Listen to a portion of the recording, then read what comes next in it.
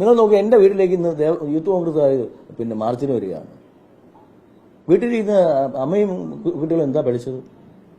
അല്ലെങ്കിൽ നിങ്ങൾ പറയൂ, ഇത് എന്റെ കാലഘട്ടത്തിലാണോ അല്ലെങ്കിൽ ഞങ്ങളുടെയൊക്കെ കാലഘട്ടത്തിലാണോ ഇത് നടന്നത്?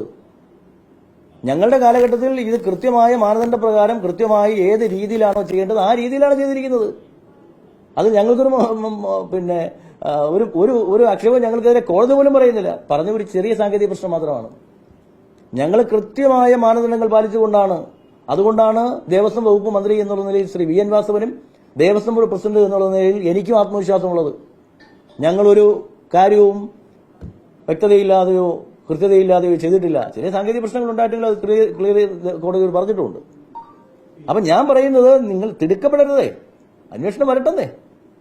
എന്റെ വീട്ടിലേക്ക്, എന്റെ ഭാര്യയും കുട്ടികളും താമസിക്കുന്ന എന്റെ വീട്ടിലേക്ക് ഒരു യൂത്ത് കോൺഗ്രസുകാർ ധർണ നടത്തുന്നതിൽ പിന്നെ മാർച്ചുമായി വരുന്നതിൽ എന്തെങ്കിലും ധാർമ്മികതയുണ്ടോ? നിങ്ങൾ നോക്കൂ. അപ്പൊ ഇതൊക്കെ രാഷ്ട്രീയമാണ്. അതിനെ ഞങ്ങൾ അങ്ങനെയാണ് കാണുന്നത്. പ്രതിപക്ഷത്തിന് നിലവിലുള്ള ദേവസ്വം ബോർഡ് മന്ത്രിയുടെയും ദേവസ്വം പ്രസിഡന്റിന്റെയും രക്തം വേണം. അത് സ്വാഭാവികമാണ്. അവരാവശ്യപ്പെടട്ടെ. പക്ഷെ ഞങ്ങൾ പറയുന്നു, ഞങ്ങൾ എന്താണോ കോടതിയോട് ആവശ്യപ്പെട്ടത് അതനുസരിച്ചാണ് കോടതി അന്വേഷണ ഏജൻസിയെ ഫിക്സ് ചെയ്ത് തന്നിരിക്കുന്നത്. ഞങ്ങളതിനെ സ്വാഗതം ചെയ്യുന്നു. അന്വേഷണം നടക്കട്ടെ. ഞാൻ പ്രതിയാണെങ്കിൽ പോലും വരട്ടെ. അതുകൊണ്ടാണല്ലോ ഞങ്ങൾ ആത്മവിശ്വാസത്തോടെ പറഞ്ഞത് അന്വേഷണം. പവിത്രമായിട്ടുള്ള ഒരു സ്ഥലമാണ് ഈ ശബരിമല. പക്ഷേ ഈ പഴയ കാര്യമാണെങ്കിൽ പോലും അത് കേന്ദ്രീകരിച്ച് ഉദ്യോഗസ്ഥരടക്കം പങ്കുണ്ടെന്നാണ് കോടതി പറഞ്ഞത്. ഇത്രയും ഒരു വ്യവസ്ഥയില്ലാതെ എങ്ങനെയാണ് ഇതിന് പ്രവർത്തിക്കാൻ കഴിയുന്നത്? അല്ല, അത് വ്യവസ്ഥയില്ലാതെ പ്രവർത്തിക്കാൻ പാടില്ലല്ലോ. വ്യവസ്ഥയോടുകൂടി പ്രവർത്തിക്കണമല്ലോ. വ്യവസ്ഥയോടുകൂടിയാണല്ലോ ഞങ്ങൾ പ്രവർത്തിച്ചത്. ഇപ്പോ ഈ പറയുന്ന പിന്നെ സ്വർണ്ണപ്പീഠം വ്യവസ്ഥയോടുകൂടിയാണല്ലോ ഞങ്ങളുടെ കാലത്ത് കൊണ്ടുപോയത്. അത് അങ്ങനെ അല്ല എന്നാണല്ലോ 2019 വന്നിരിക്കുന്ന പരാമർശം. അപ്പൊ സ്വാഭാവികമായും 2019 ആരെങ്കിലും സഹായിച്ചിട്ടുണ്ടോ, ഈ ഉണ്ണികൃഷ്ണൻ പോറ്റി ആരെങ്കിലും സഹായിച്ചിട്ടുണ്ടോ എന്നുള്ളതൊക്കെ അന്വേഷണത്തിൽ വെളിവായി വരേണ്ടതാണ്. ആ അന്വേഷണം നടക്കട്ടെ. ആ അന്വേഷണം നടക്കണമെന്ന് പറഞ്ഞുകൊണ്ടാണല്ലോ ഞങ്ങൾ സ്വാഭാവികമായും കോടതിയോട് ആവശ്യപ്പെട്ടത്. കോടതി ഒരു ഇൻവെസ്റ്റിഗേഷൻ ടീമിനെ പ്രഖ്യാപിച്ചു.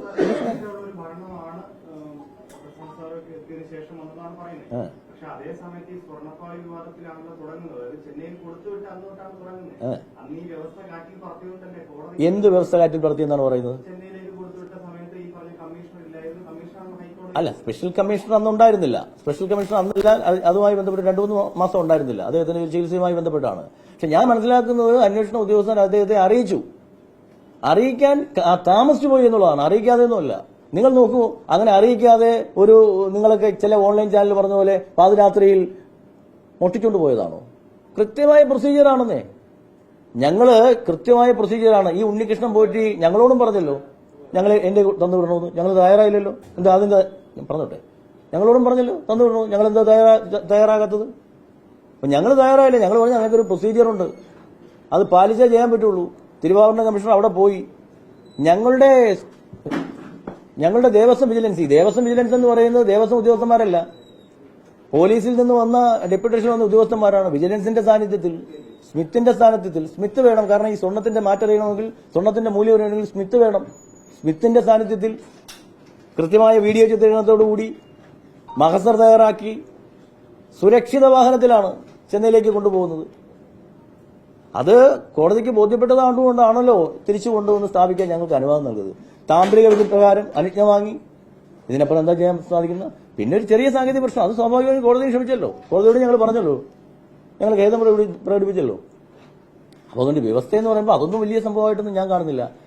എന്തായിരുന്നു വ്യവസ്ഥ ഇല്ലായ്മ? അത് കഴിഞ്ഞ പ്രാവശ്യം 2019 നടന്നതാണ്. അവിടെയാണ് ഒരു അന്വേഷണം വേണ്ടത്. അത് അന്വേഷിക്കുന്നതിന് വേണ്ടിയിട്ടാണ് ഒരു ടീമിനെ ഇപ്പോൾ കോടതി തന്നെ, ഞങ്ങളുടെ അഭ്യർത്ഥന പ്രകാരം ബഹുമാനപ്പെട്ട കോടതി തന്നെ ഞങ്ങൾക്ക് തന്നിരിക്കുന്നത്. നടക്കട്ടെ.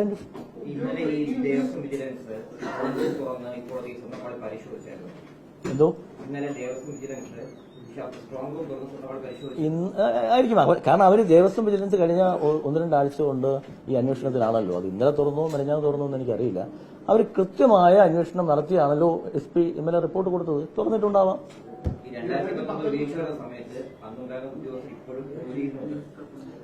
ഞാൻ പറയുന്നത് ഇപ്പോഴും ജോലി ചെയ്യുന്നുണ്ട്. ആ അന്വേഷണ റിപ്പോർട്ട് ഇന്നലെ കോടതി കൊടുത്തല്ലേ ഉള്ളൂ. അത് ഞങ്ങൾ ഇന്ന് ഡിസ്കസ് ചെയ്യും. ഞങ്ങൾ ഇന്ന് ദേവസ്വം ബോർഡിൽ അത് ഡിസ്കസ് ചെയ്തിട്ട് എന്താണോ നടപടി അത് ഞങ്ങൾ എടുക്കും. തർക്കമൊന്നുമില്ല. ഒരു ഉദ്യോഗസ്ഥനെ, ഞാൻ ഇപ്പോഴും പറയുന്നു, ഈ അന്വേഷണം നടക്കട്ടെ. ഈ അന്വേഷണം നടന്നതിന്റെ ഭാഗമായി ഏത് ഉദ്യോഗസ്ഥനായാലും ഏത് ഉന്നതനായാലും ഒരു കാരണവശാലും ബോർഡ് സംരക്ഷിക്കില്ല, ഈ സർക്കാരും സംരക്ഷിക്കില്ല. ഇന്നലെ ഇടക്കാല റിപ്പോർട്ടുമായി ബന്ധപ്പെട്ട ഒരു കാര്യം SP പറഞ്ഞിട്ടുണ്ട്. അതുമായി ബന്ധപ്പെട്ട കാര്യങ്ങൾ ഞങ്ങൾ അറിയിച്ചിട്ടുണ്ട്. അതെന്താണ് ഞങ്ങൾ ചെയ്യേണ്ടത്, ആ നടപടിയിൽ ഞങ്ങൾ ചെയ്യും. ഞങ്ങളുടെ ബോർഡ് ഇന്നത് പരിശോധിക്കുന്നുണ്ട്. കൃത്യമായ നടപടി ഉണ്ടാവും. അതെനിക്കറിയില്ല. കാരണം ഇതൊക്കെ ഉണ്ടാവും എന്നുള്ളത് നിങ്ങൾക്ക് കൂടുതൽ നന്നായിട്ട് അറിയാവുന്നത്. അയാളാണല്ലോ നിങ്ങളുമായിട്ട് ആദ്യമായി കമ്മ്യൂണിക്കേറ്റ് ചെയ്യുന്നത്. എന്റെ കയ്യിൽ ഇന്ന സാധനങ്ങളുണ്ട്, ഇന്ന സാധനങ്ങളില്ലാന്ന് നിങ്ങളോടാണെങ്കിലും വിളിച്ചു പറഞ്ഞത്. അദ്ദേഹത്തോട് ചോദിച്ചാൽ മതി ഉണ്ടോ ഇല്ലെന്നൊക്കെ. പിന്നെ ഉണ്ടോ ഇല്ലെന്നൊക്കെ കൃത്യമായി വരുമല്ലോ. ഞങ്ങളെ പ്രതിക്കൂട്ടിലാക്കിയതാരാ? അയാളല്ലേ. ഇപ്പൊ അയാളിലെ കുഴി വീണിരിക്കുന്നത്. ഞങ്ങൾ ആത്മവിശ്വാസത്തോട് പറയുകയാണ്. ഞങ്ങൾ അന്നും പറയുന്നു ഇന്നും പറയുന്നു. അയാൾ ആദ്യമായി ചില മാധ്യമങ്ങളിൽ കൂടി വിളിച്ചു പറഞ്ഞപ്പോൾ തന്നെ ഞങ്ങൾ പറഞ്ഞത് എന്താ, ഇത് വ്യാജമായ ആരോപണമാണ്, ഇങ്ങനൊരു സാധനം അവിടെ ഇല്ലെന്ന് തന്നെയല്ലേ ബോധ്യപ്പെട്ടത്. നിങ്ങളാരും അല്ലല്ലോ തെളിയിച്ചത്. ഞങ്ങളുടെ കോടതിയുടെ നിർദ്ദേശപ്രകാരം ഞങ്ങളുടെ വിജിലൻസ് അല്ലേ അത് അന്വേഷിച്ച് തെളിയിച്ചത്. അത് പ്രതിപക്ഷത്തോട് നിങ്ങൾ ചോദിക്കേണ്ടത്. ഞങ്ങൾ അതാണ് പറയുന്നത്. എന്തിനാണ് വിരുദ്ധ? പിന്നെ വേറൊരു കാര്യം നിങ്ങൾ മനസ്സിലാക്കേണ്ടത്, മുൻ ഭരണസമിതിയോ അല്ലെങ്കിൽ അതല്ലല്ലോ ഇവരുടെ പ്രശ്നം. നിലവിലുള്ള ദേവസ്വം വകുപ്പ് മന്ത്രിയെയോ ദേവസ്വം ബോർഡ് പ്രസിഡന്റിനെയൊക്കെ കിട്ടിയാലല്ലേ ഇവർക്ക് അത്ര ഒരു ഹാപ്പി ഉള്ളൂ. അത് സ്വാഭാവികമാണ്. പിന്നെ സ്വാഭാവികമായും അവർക്ക് ആവശ്യപ്പെടാനുള്ള ബാധ്യതയുണ്ടല്ലോ. നിലവിലുള്ള ഒരു ഭരണസമിതിയോടും നിലവിലുള്ള ബോർഡിനോടും ഒക്കെ ചോദിക്കാനുള്ള ബാധ്യതയുണ്ട്. അപ്പൊ ഞങ്ങൾ എന്താ അതിൽ പറഞ്ഞത്?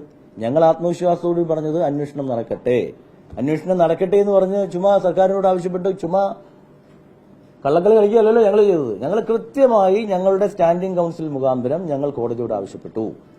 ഏത് ഏജൻസി വേണമെങ്കിലും ബഹുമാനപ്പെട്ട കോടതി തീരുമാനിച്ചോളൂ, ഞങ്ങൾക്ക് സന്തോഷമാണ്. അതനുസരിച്ചാണ് കോടതി നല്ല മിടുക്കനായ ഒരു ഉദ്യോഗസ്ഥനെയാണ് തന്നിരിക്കുന്നതെന്നാണ് ഞങ്ങൾ വിചാരിക്കുന്നത്. വെങ്കടേഷ് IPS അദ്ദേഹത്തിന്റെ നേതൃത്വത്തിലാണ് നല്ല ടീമിനാണ് തന്നിരിക്കുന്നത്. ആ ടീമിലെ ഓരോ പോലീസ് ഉദ്യോഗസ്ഥങ്ങൾ എടുത്തു നോക്കൂ, നല്ല ഉദ്യോഗസ്ഥന്മാരാണ്, നല്ല ടീമാണ്. ആ ടീം വരട്ടെ, അന്വേഷിക്കട്ടെ.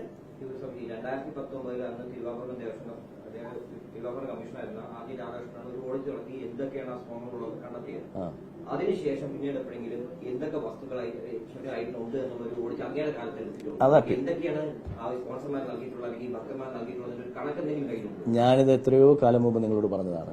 ഗോൾഡ് മോണിറ്റൈസേഷനുമായി ബന്ധപ്പെട്ട് ഈ ഗോൾഡ് മാത്രമല്ല, ഞാനാണ് പറഞ്ഞത്. ഗോൾഡ് മാത്രമല്ല, എന്തൊക്കെയാണ് അതിനകത്ത് കൊണ്ടുവന്ന കാര്യമാണ് ഞാൻ പറയാൻ വരുന്നത്.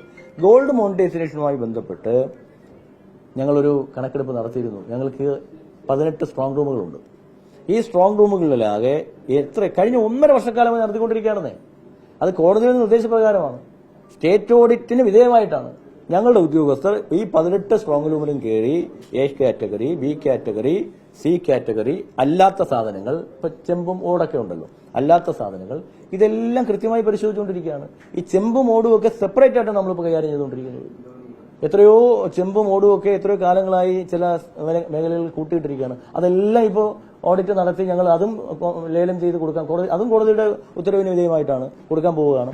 ഇപ്പൊ ഈ ഗോൾഡ് മോണിറ്റൈസേഷനുമായി ബന്ധപ്പെട്ട് A category, B category, C category. A എന്ന് പറഞ്ഞാൽ പൗരാണികം, B എന്ന് പറഞ്ഞാൽ നിത്യനിദാന ഉത്സവാദികൾക്ക് ഉപയോഗിക്കുന്നവ. ഇത് രണ്ടും നമ്മൾ മാറ്റിവെച്ചിട്ടുണ്ട്. മാറ്റി കൃത്യമായി ബാഗിലും പെട്ടികളുമായി മാറ്റിവെച്ചിട്ടുണ്ട്. ഈ C കാറ്റഗറിയാണ് ഇതിലൊന്നും വേണ്ടി വരാത്തവ. അവയെ കൃത്യമായി 467 കിലോഗ്രാം എന്ന് പറഞ്ഞ് തൂക്കി ഞങ്ങൾ റിസർവ് ബാങ്കിന് കൈമാറി കഴിഞ്ഞു കഴിഞ്ഞ 1.5 മാസം മുമ്പ്. അതുകൊണ്ട് തന്നെ 18 സ്ട്രോങ് റൂമിലും ഞങ്ങളെ സംബന്ധിച്ചിടത്തോളം കൃത്യമായ റെക്കോർഡ്സുകൾ തിരുവാഭരണം കമ്മീഷണറുടെ കസ്റ്റഡിയിലുണ്ട്.